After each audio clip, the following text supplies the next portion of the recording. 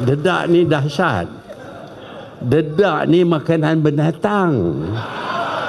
Yang Tun Mahathir bagi kepada saya, persoalannya sekarang saya tanya, kalau dulu dia bagi saya makan dedak, dia kata saya bagus, mengapa sekarang Datuk Najib bagi saya dedak tak bagus pula? Apabila kamu makan dedak, samalah dengan binatang. Okay. Saya makan dedak. Tak apalah, saya nak kata saya makan dedak macam burung, macam ayam, tak apa. Kerana kita makan dedak itu untuk memperkuatkan parti. Cuma persoalan saya, kalau dulu dia bagi kami makan dedak, itu bagus. Sekarang kenapa kalau Datuk Najib bagi kami dedak tak bagus pula? Dedak dia special kan? Dedak yang sama je kan? Ya, saya makan dedak. Okay, no problem. Tak ada masalah. Anytime. Tapi bertumbuk tu macam, this is what I don't understand. When Mahathir said, people like me makan dedak, I don't get angry. I understand what he meant when makan dedak. You know, mengapa pula bila saya kata ajak bertumbuk, then you have to interpret it literally.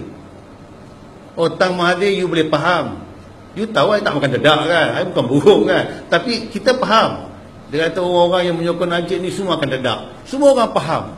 It shouldn't be taken literally. But when I say, saya tak ada masalah nak ajak bertumbuk. Takkanlah nak tumbuk orang tua. Why is it that when it comes not to Mahathir, you must take it literally? Saya tak faham. Oh, Tang Mahathir kata kita makan dedak, faham? Takkanlah ahli-ahli UMNO semua makan dedak. Tapi semua faham apa maksud Mahathir. Tapi bila saya kata saya tak ada masalah nak bertumbuk lah. Maksud saya, why do you have to take it literally?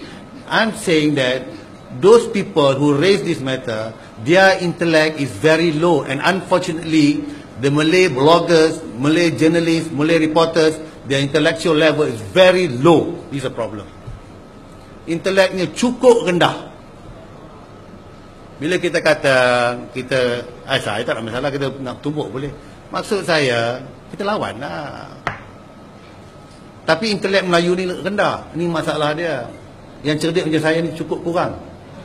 So I got problem when I talk like this, you know. Yeah. Anything else?